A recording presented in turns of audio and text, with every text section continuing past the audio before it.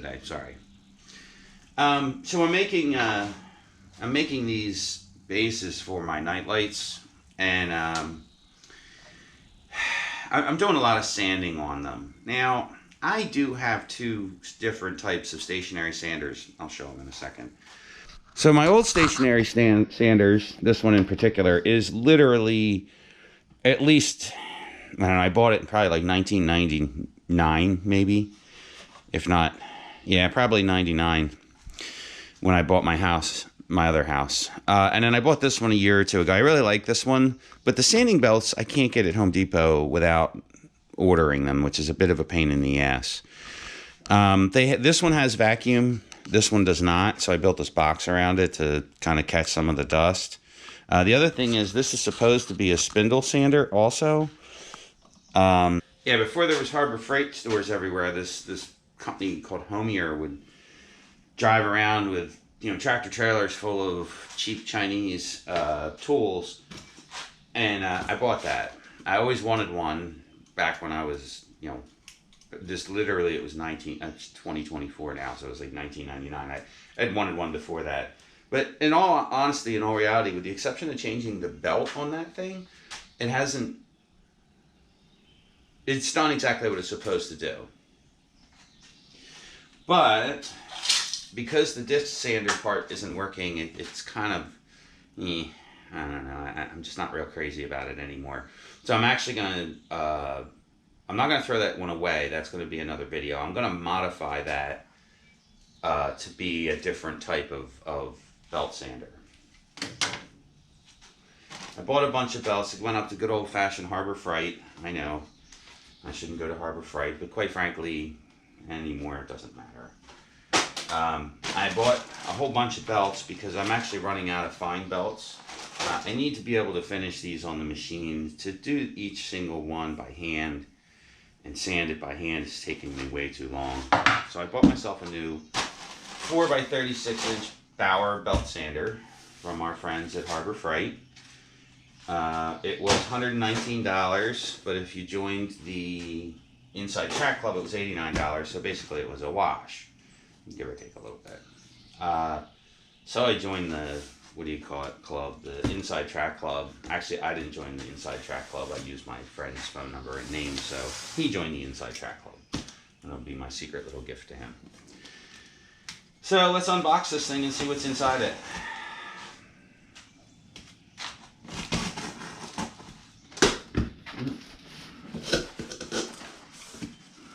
I'd love to say, the smell of Chinese cosmoline, but quite frankly, I can't smell anything because of the pollen. And the cigarette doesn't help either. So, owner's manual, which is always a hoot to read. Styrofoam here. My own personal holy ozone. So let me. Yeah, pretty much the packing you expect to see from Harbor Freight. I like this. So this is the piece that I really need and want here.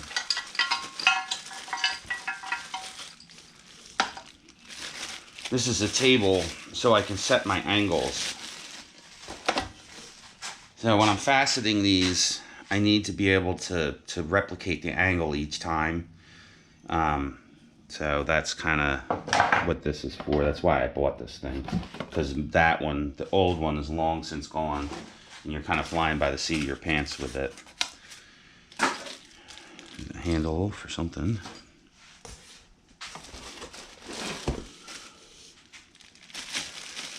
A miter gauge, which I'm sure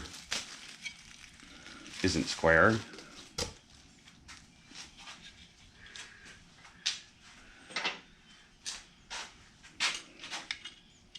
Yep, shockingly, it's square. Imagine that. That'll change as soon as I drop it, guaranteed. New coffee cup. Let's get this thing out of the box. It seems pretty simple. Actually, it's kind of heavy. And there's some more brackets and stuff in the box. And always take the rest of the styrofoam out because you never know what they're hiding on the underside. Nothing. Good. Add this box to the pile. I gotta clean this dump up. Well, it's already got a sanding belt on it. That's nice.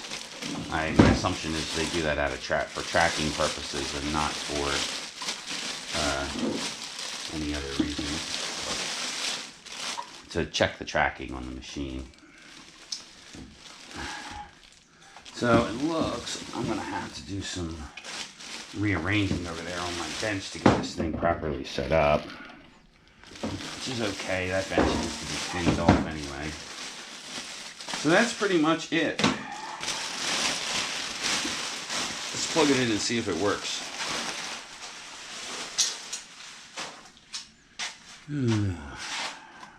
Cord here.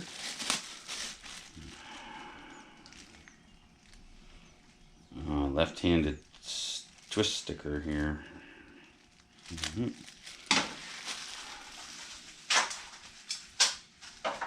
Okay. Now, I actually want to take this thing off. I gotta figure out how to do that. I thought. Let's the belt off. I thought you could adjust this thing. I'm gonna have to read the manual, huh? It doesn't look like it moves. Oh, that kind of stinks a little bit.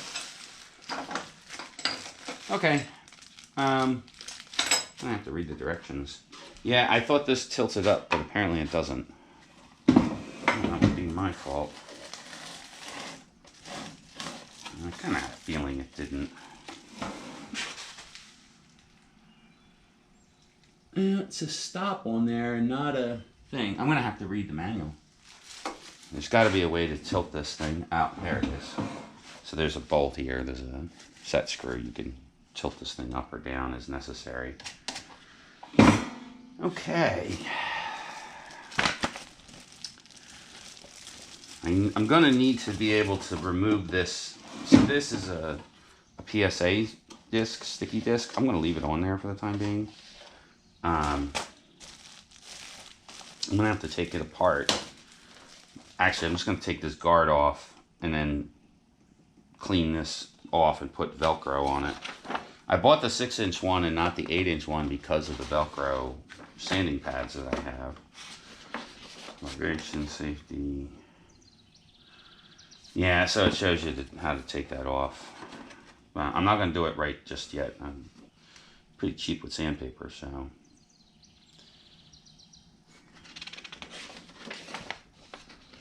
Yeah, so you can move this. And then it came with a stop, which is nice. Yeah, so you can put it in a vertical position. Alright, well, that's it. Unboxing of the Bauer 4x36 belt sander. Belt and disc sander. Let's see. Let me plug it in and see if it works before I start moving crap around. It's got a pretty heavy cast base. I'm a little shocked, to be honest with you.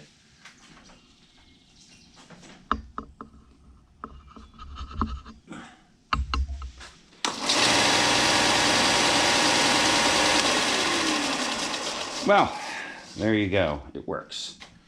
It's got like it's a 60 grit belt on it.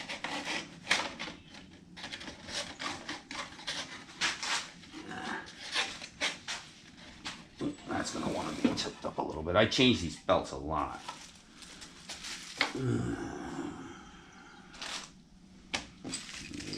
Oh, there's the obligatory Allen wrench.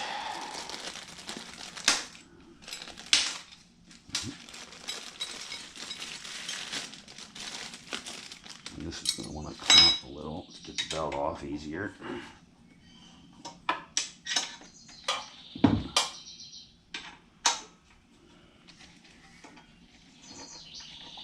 There we go.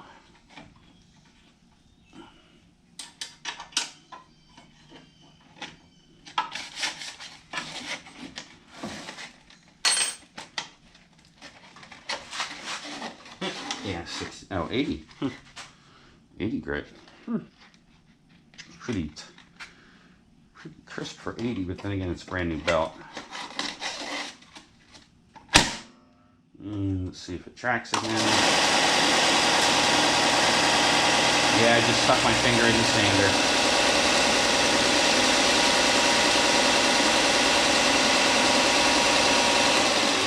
At least it's only 80 grit. Alright, well, I guess I'll put the rest of this shit on too. These things come in pretty handy. A stop. I have to adjust it. So the belt doesn't sand it down and you can still get the belt off.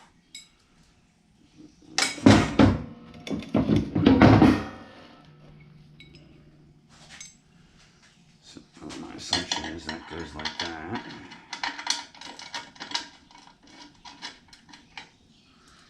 I mean, these things are pretty self-explanatory. Yeah, it looks like I'm going to have to swap sanders. This one has a vacuum attachment on it, but I'm 99.999% sure it's not going to fit any of the vacuum attachments that I have, so I may have to live with that being a little fucky for a little while. And I know I don't have another Y, nor do I have a, maybe. I might have one that steps down far enough.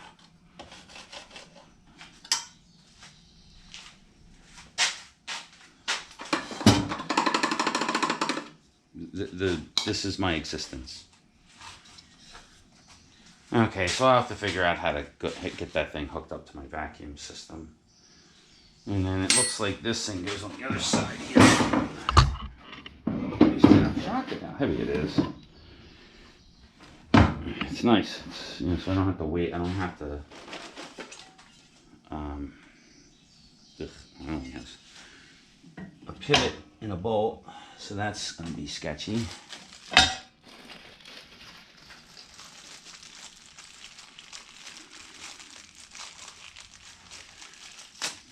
May not. Uh-oh. There's a washer.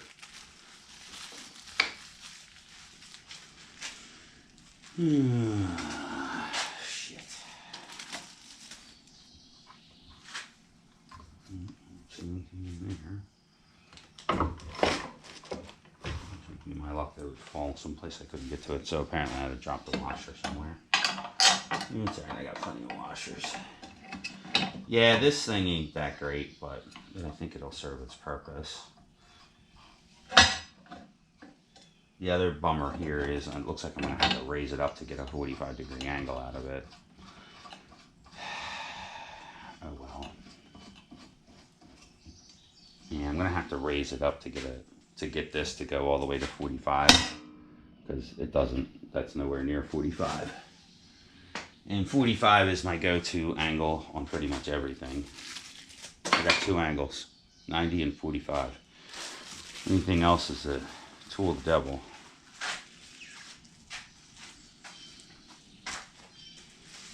Oh, my cheap Chinese washer disappeared. Oh well. Yeah, that's it. Really exciting, I know, right? Okay, so here we are. Like 6 hours later, and a trip to Woodcraft because I didn't have enough fittings to do the vacuum system. I knew that was going to happen. Plumbing is the bane of my existence, and vacuum plumbing, for whatever reason, is always different. So what I ended up doing was buying a couple of these adapters, a Y, this Y here, and then the other thing I had to do, which I kind of knew I was going to have to do anyway, is I had to block off some of this gate. I didn't want to put gates in. I should have probably put gates in, but that would have been even more fittings. One of the things I did do was, and the vacuum system works okay. It doesn't work great. I was really kind of hoping it would have worked a little bit better. So I'm using this Rincon vacuum that I bought years ago as my first dust collection system, and it's god awful loud.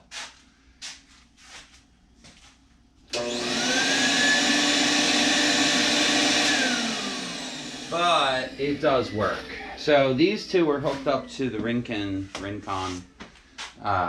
vacuum cleaner, and this one's actually hooked up to my main vacuum.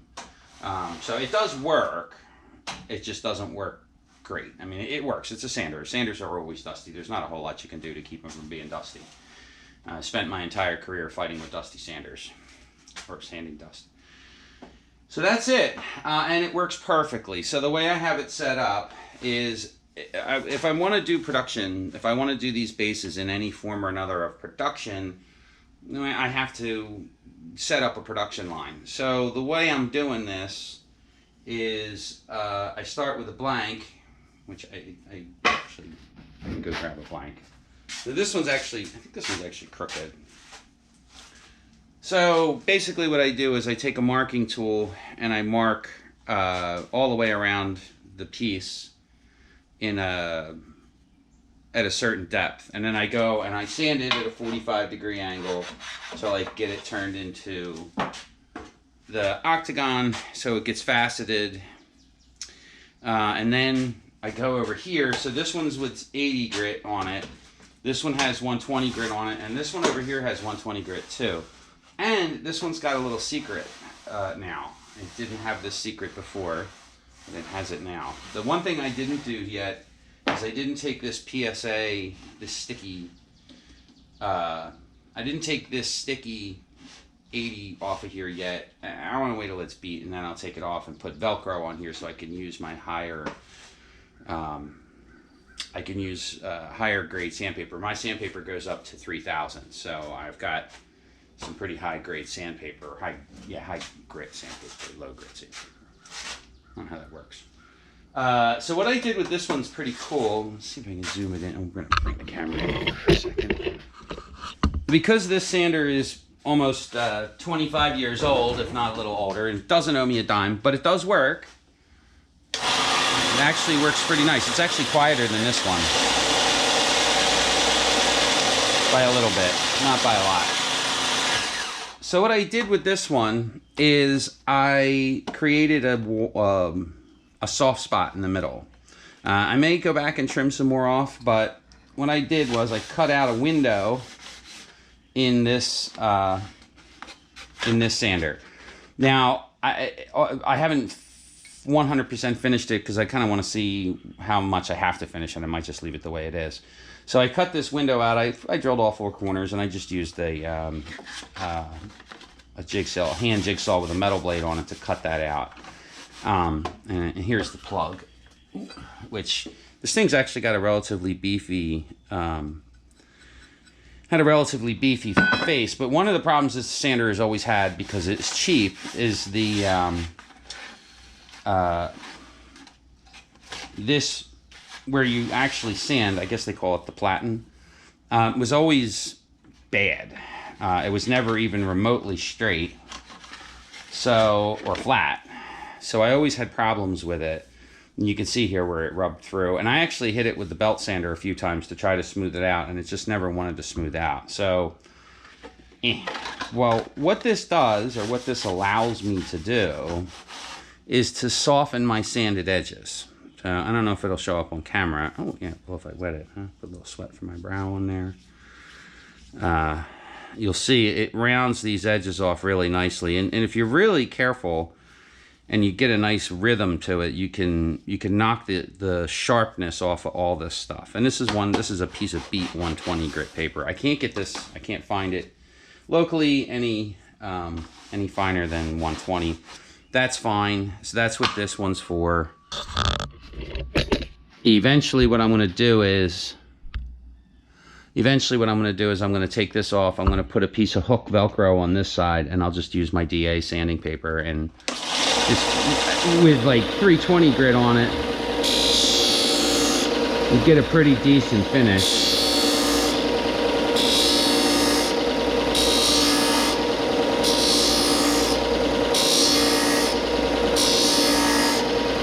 Now, missed one. But yeah, it just kind of, it burns the shit out of it, but it's okay. And it comes off.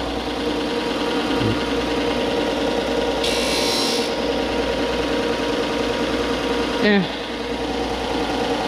mean, it does what it's supposed to do. The other thing I should mention, or the other thing I did, is I raised this one up on some 4x4s to give me extra clearance for this. Yeah, so just to give me some extra clearance underneath of it. The other thing, it just occurred to me, is I'm almost wondering if I should cover the whole bottom of this. This has like a tin little shield under it, but I have a feeling that that's where a good bit of my vacuum is getting lost to. I didn't actually look at that part yet. Guess I should have, huh? But I'd like to get the vacuum on this just a little bit more efficient. I understand I blocked half of the vacuum off, but I had to because there was no vacuum coming out of here. I understand path of least resistance. I've done a lot of vacuum systems, and you can balance them eventually so they'll all suck relatively uniformly. Even if it's uniformly poor, it'll still suck. And any suck is better than no suck. Right, guys? Well, thanks for watching. I plan on doing a couple more glass blowing videos, but I have to re-engineer